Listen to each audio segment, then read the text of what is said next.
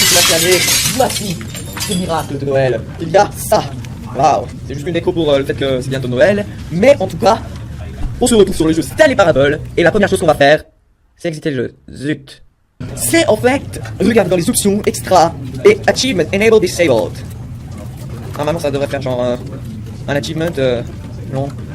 Ok, tu me trolls, espèce de jeu, normalement t'es censé m'afficher des achievements. Pourquoi? Mais en tout cas on revient sur notre ancien save. Alors aujourd'hui je me suis dit qu'on va aller en haut de cet escalator qu'on avait vu la dernière fois et ne pas voir ça. Merci. All of his co-workers were gone. What could it mean? Stanley decided to go to the meeting room. Perhaps he had simply missed the memo. Ouais, mais le seul truc c'est que moi ce que je voulais essayer mais qui n'a pas marché apparemment c'est de le tester avec la game capture, mais il veut pas Stanley, il veut que ça soit une window capture sur OBS. Du coup il y aura toujours des glitches. Super, merci Stanley. Et là je me suis dit... Là je me suis dit de regarder l'ascenseur et voir ce qu'il nous réserve. Du coup, à tout de suite.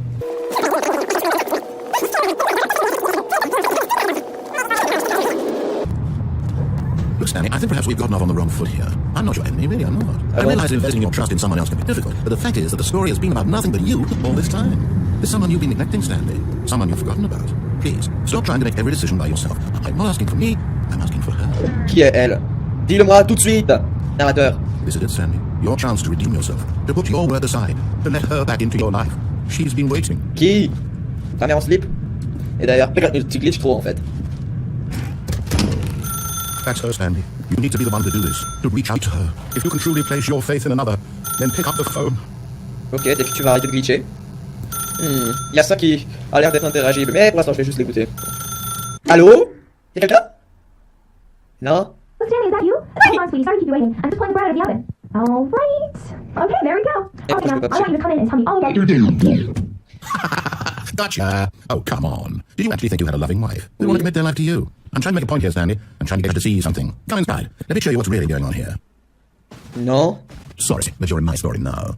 Oh, you dick. Ok. This is a very sad story about the death of a man named Stanley. Je suis mort? Good morning, employee 427. Press Y on your keyboard. Pourquoi je voudrais faire ça? Je ne sais pas et je m'en fous, mais bon.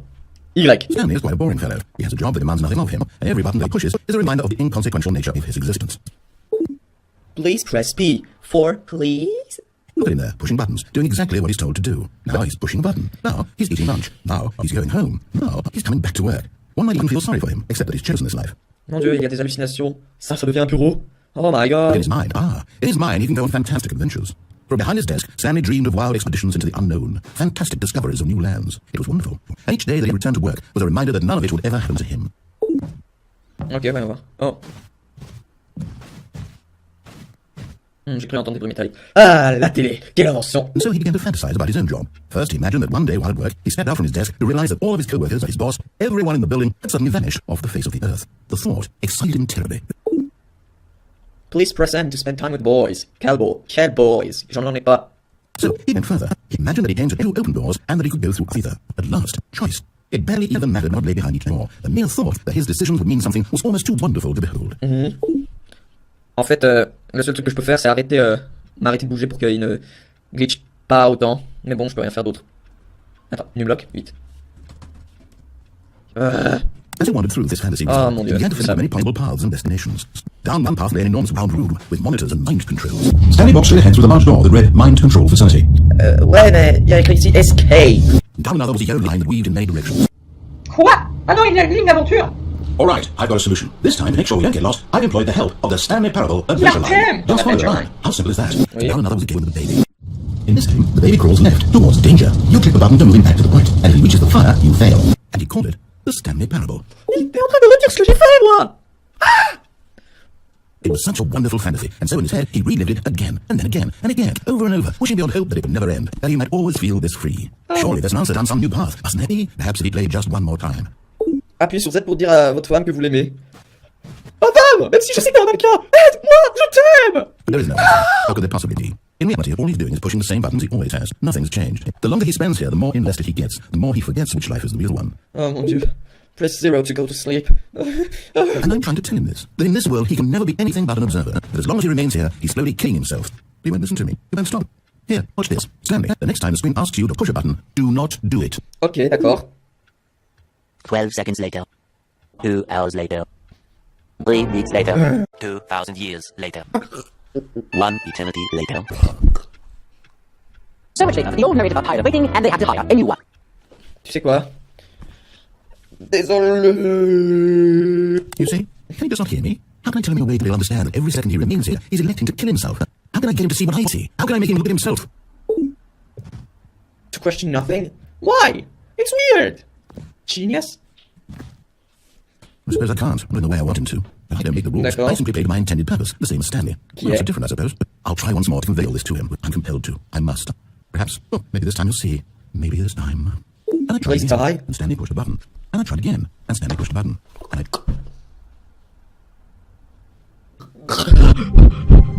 Mon Dieu. C'était quoi cette fin? Cette fois-ci, je vais le débrancher. Elle est bonne. C'est l'enfer.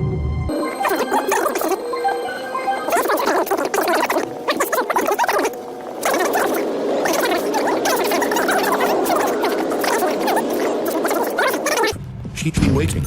That's her, Stanley. You No, need to be the one to ce do n'est pas this, elle. to reach out to her. If you can truly place your faith in another, then pick up the phone.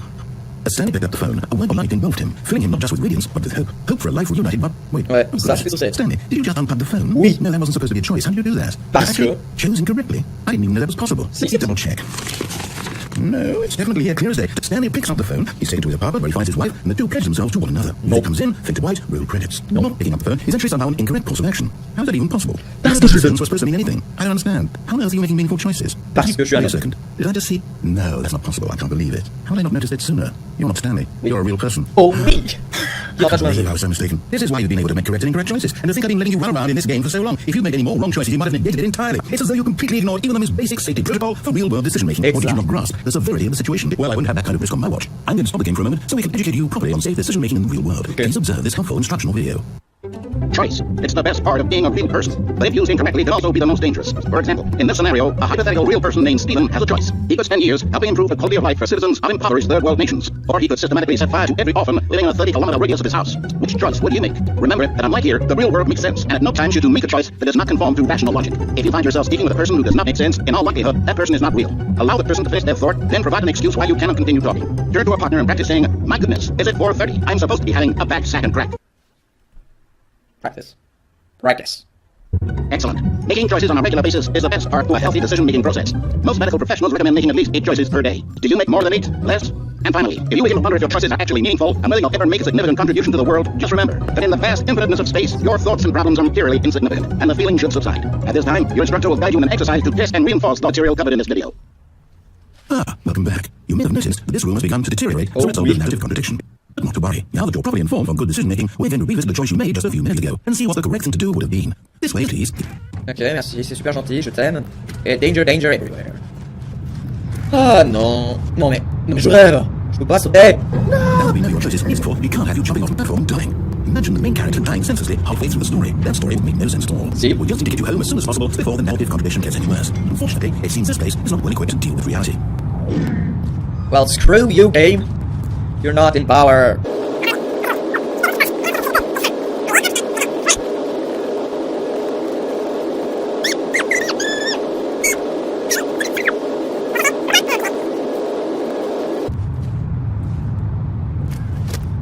Ah, toi.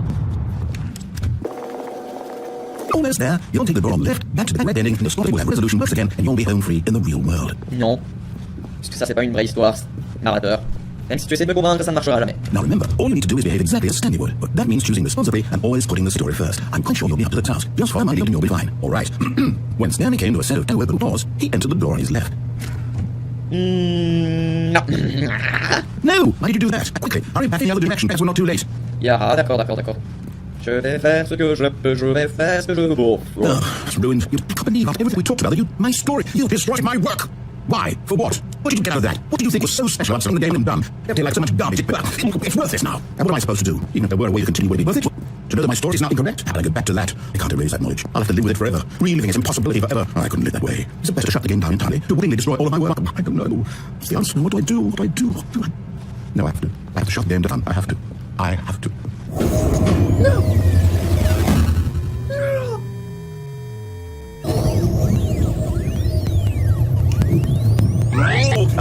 here. I'm still here in this pile of rubbish. With you. You. Who thought you were so clever.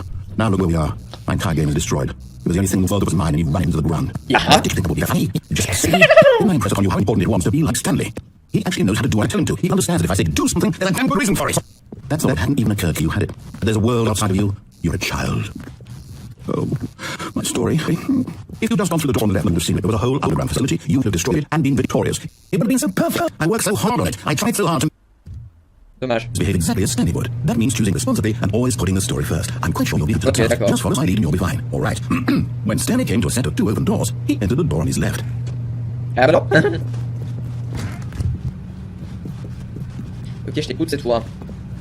Yet there was not a single person here either. Feeling a wave of disbelief, Stanley decided to go up to his boss's office, hoping he might find an answer there.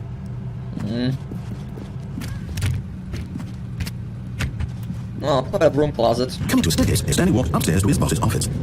Pour la énième fois. T'as pas écrit executive bathroom. That's odd. Ne teach pas je. Sinon je te tue. What Stepping inside Stanley's office, Stanley was once again stunned at this not an implication of any human life. Shocked, unraveled, Stanley wondered in disbelief who orchestrated this until he saw the door with a voice receiver next to it. Shortly behind this door lay all the answers to his questions, and beyond all probability, he knew the passcode. He had seen it on his boss's computer just last week. Nightshark 115. Was this the code to open the door? Would it still work? There was only one way to find out. Stanley had been trained never to speak up, but now he would draw from within himself the courage to face the unknown. He drew a sharp breath, and then spoke the code. Nightshark 115. Nightshark 115. Stanley spoke the code. Nightshark 115. He spoke it into the receiver, right there on the wall. Nightshark 115. Oh, Nightshark 115. I'm sorry, is there a problem? You didn't mishear me, did you? Please speak the code into the receiver. Otherwise we can't get on with the story. This is a crucial step. Nightshark 115. Okay, fine, you're not going to do it, but you know what? It's pretty humiliating to bring you this far, only for you to suddenly decide you have better things to do. I asked you for this one single thing, for your respect. The kind of respect Stanley shows for his choices. He knows what it means to take the story seriously. If you didn't want to see what I had to show you, then why did you come here? You had a choice, you know. You could have gone through the door on the right. You could have done whatever the hell you wanted over there. Why did you come this way? Speak. Say something to me. Explain yourself, you coward. Coward? You call me a coward? Into a set of 2 open doors. He entered the door on his left. Oh, je suis dessus. Stanley? Yeah. Is everything okay? Stanley, please. I need you to make a choice. Yeah. I need you to walk through the door. Thank you for playing the Stanley Parable. Is everything all right? Stanley, this is important. The story needs you. It needs you to make a decision. It can't exist without you. Do you understand me? Whatever choice you make is just fine. They're both correct. You can't be wrong here. We can work together. I'll accept whatever you do. I simply need you to take that step forward, please. Choose. Do something. Anything. This is more important than you can ever know. I need this. The story needs it. So, you hear me? Are you there? You listening to this? Stanley, are you there? Mm-hmm. Okay. It's okay. I can wait. You need time to decide. Time to make sure your choice is correct. That is the best choice. It's all right. I'll wait for you to decide what's the right thing to do. Take as much time as you need. Yay! Et encore une fois de compléter dans ce jeu de Mindfuckery. Mais en tout cas, j'espère que cette vidéo vous a plu. Abonnez-vous si vous l'avez... Abonnez-vous si vous ne l'avez pas fait. Commentez en dessous si vous avez quelque chose à me suggérer ou pas. Et je vais vous voir dans la prochaine vidéo. C'est quoi ce bruit de téléphone? Hello, this is a recorded message scheduled either by you or a person in your place of work. The purpose of this message is to warn you about the dangers of recorded messages. If at any time you believe you are listening to a recorded message, please terminate it immediately and cease all flow of information from the recorded message into your perceptual sphere. Thank you, and have a pleasant day. Ce qui est ironique, sachant que ça, c'est un message enregistré. Mais bon.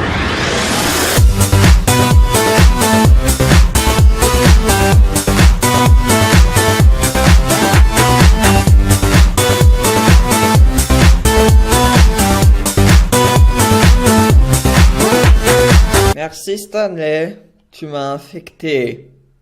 Yay.